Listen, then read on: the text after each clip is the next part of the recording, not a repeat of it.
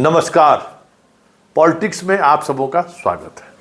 और आज हम पॉलिटिक्स में बिहार के उस पॉलिटिक्स की चर्चा करने जा रहे हैं जिस पॉलिटिक्स के सहारे बिहार बीजेपी को सत्ता से दूर रखा, या यूं कहे कि पूरे देश में खास करके हिंदी पट्टी में बीजेपी कई दशकों से अपनी मजबूत उपस्थिति बनाई हुई है।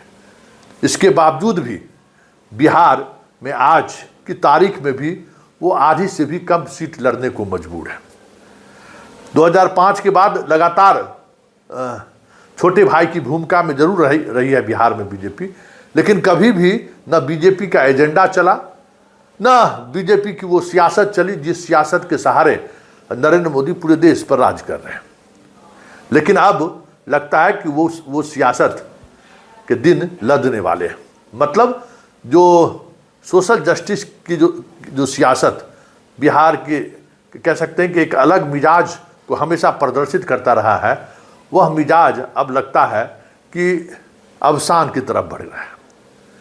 क्योंकि 2025 का चुनाव ये आखिरी चुनाव माना जाएगा और इस आखिरी चुनाव में उस ताकत को रोकने की क्षमता जिस पॉलिटिकल पार्टी में थी, आज वो पॉलिटिकल पार्टी चुनाव से पहले ही हारती हुई दिख रही है, या यूं कहें कि चुनाव से पहले ही आत्मसमर्पण करते हुए दिख रही है, या यूं कहें कि चुनाव से पहले ही उस बात की गंभीरता को नज़रअंदाज करते हुए सिर्फ यह दिखाने की कोशिश हो रही है कि चलिए राजनीति है तो राजनीति के सहारे दुकानदारी चलाए रखने की जरूरत है। क्योंकि नीतीश उस अवस्था में आ गए हैं जहां से अब वापसी की कोई गुंजाइश नहीं है। उम्र के उस पड़ाव में पहुंच गए हैं जहां से उन्हें कोई खास उम्मीद नहीं की जा सकती है। बात पूरी तौर पर तेजस्वी यादव पर टिकी हुई थी, उस राजनीति की जिस राजनीति के सहारे बिहार अभी तक बीजेपी को रोके रखा है। सिर्फ बीजेपी को ही नहीं रोके रखा है, संघ की गतिविधियों पर भी कहीं न कहीं अंकुश लगाकर बिहार रखा है। 100 साल संघ के पूरे हो गए, लेकिन आज भी संघ का वो सपना पूरा नहीं हुआ है जो सपना बिहार के अलावा अन्य हिंदी प्रदेशों में उन्होंने देखा ही नहीं। उस सपने को जमीन पर भी सरोकार किया, जमीन पर भी उतारा। लेकिन इस बार बिहार की वो सियासत डोलती हुई दिख रही है, हिलती हुई दिख रही है।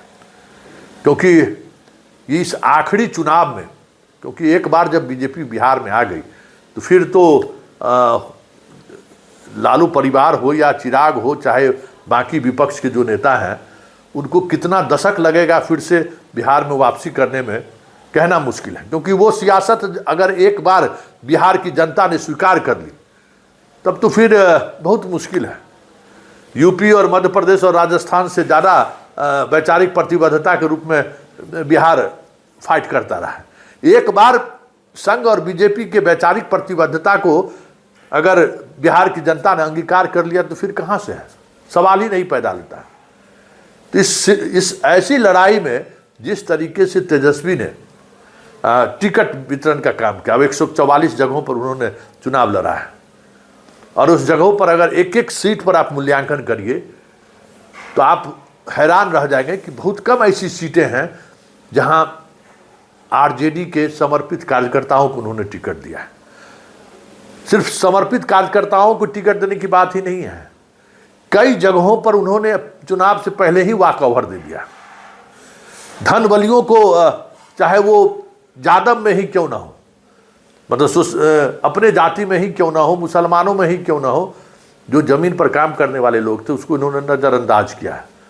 बाहुबली इनकी पहले पसंद हुआ करती थी, अभी भी पसंद है, लेकिन धन बली एक नया स्वरूप में सामने आया है। जो अब बताइए, 2-3 उदाहरण हम दे रहे हैं।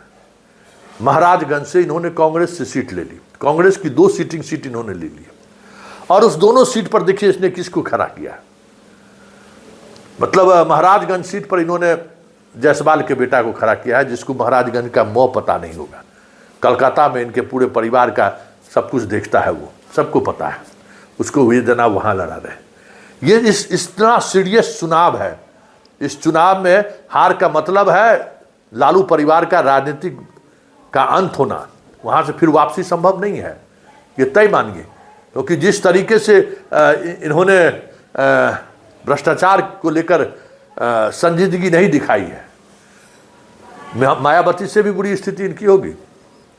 मायावती तो एक खास वर्ग को रिप्रेजेंट करती है, इनके पास तो एक यादव छोड़कर कोई दूसरा मिलेगा भी नहीं। और वो यादव में भी इतने नेता बिहार में हो चुके हैं कि तेजस्वी के लिए ये आखिरी ही पाली है। इतना सीरियस चुनाव को इस तरीके से, नॉन सीरियस तरीके से तेजस्वी ने लिया है, कहा नहीं जा सकता है।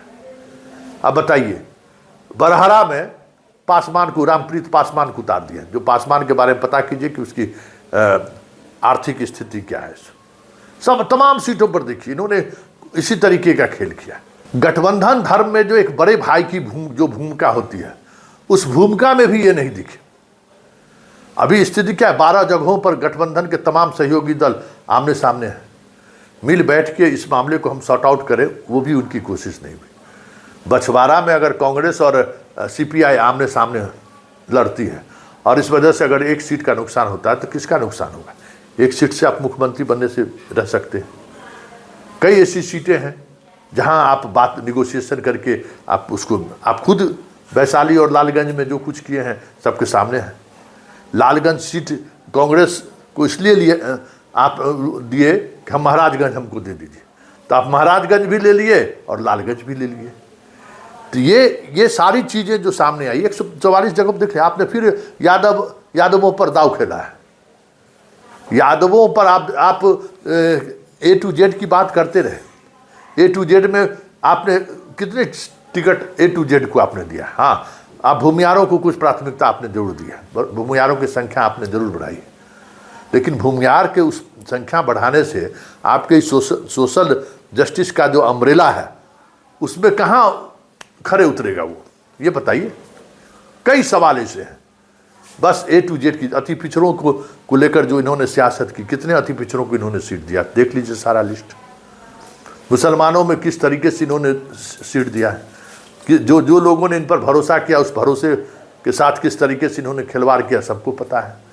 मतलब बहुत सारी चीज़ें इस पूरे टिकट वितरण के दौरान देखिए तो आपको महसूस होगा कि सीरियसली ये चुनाव सबसे महत्वपूर्ण चुनाव है।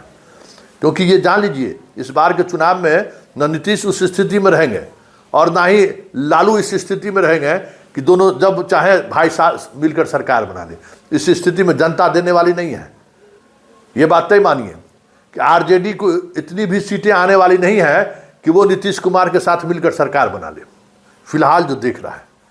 लेकिन बिहार की जनता कभी कभी खुद इन तमाम विपरीत परिस्थिति के बावजूद भी स्टैंड ले लेती है, और जब कभी अगर इस तरीके की ताकतों के खिलाफ खड़ी हुई है तो पार्टी कोई नहीं लड़ता है, चाहे वो कांग्रेस हो, चाहे वामपंथी हो, चाहे आपको राजद हो। जनता, बिहार की जनता लड़ी है और बहुत ही बहादुरी और मजबूती के साथ लड़ी है। तो इस बार आप यही उम्मीद कर सकते हैं कि जनता अगर मूड बना लिया तो भले महागठबंधन आपको सरकार बनाने के आसपास पहुंच जाए, नहीं तो अगर जनता ने चुप्पी साध ली ना तो 2010 से भी बुरी स्थिति महागठबंधन का हो जाए तो कोई बड़ी बात नहीं होगी। क्योंकि उसने सारे उस सोशल समीकरण को, एक सीट से दूसरे सीट को कैसे हम समाहित करें, कुछ भी नहीं देखा गया। सहनी कहाँ लड़ रहा है, कैसे लड़ रहा है, किसको उम्मीदवार, कोई मतलब टिकट दे दिए, जाओ जाओ जाओ जाओ जाओ जाओ, जो ले रहे हो कुछ हमको भी पहुंचा दो, बस यही है। कांग्रेस कहाँ क्या लड़ रहा है, कैसे लड़ रहा है, उस समीकरण का हमारे अन्य सीटों पर क्या प्रभाव पड़ेगा, वो चीज़ें हम कैसे कैलकुलेट करें, उस पर बहस करने की थी, उस पर मंथन करने की जरूरत थी। तो यहाँ तो सीट 1 to 1 और फिर जो स्थिति थी सबके सामने है। ऐसे में 2010 दोहरा जाए तो कोई बड़ी बात नहीं हो।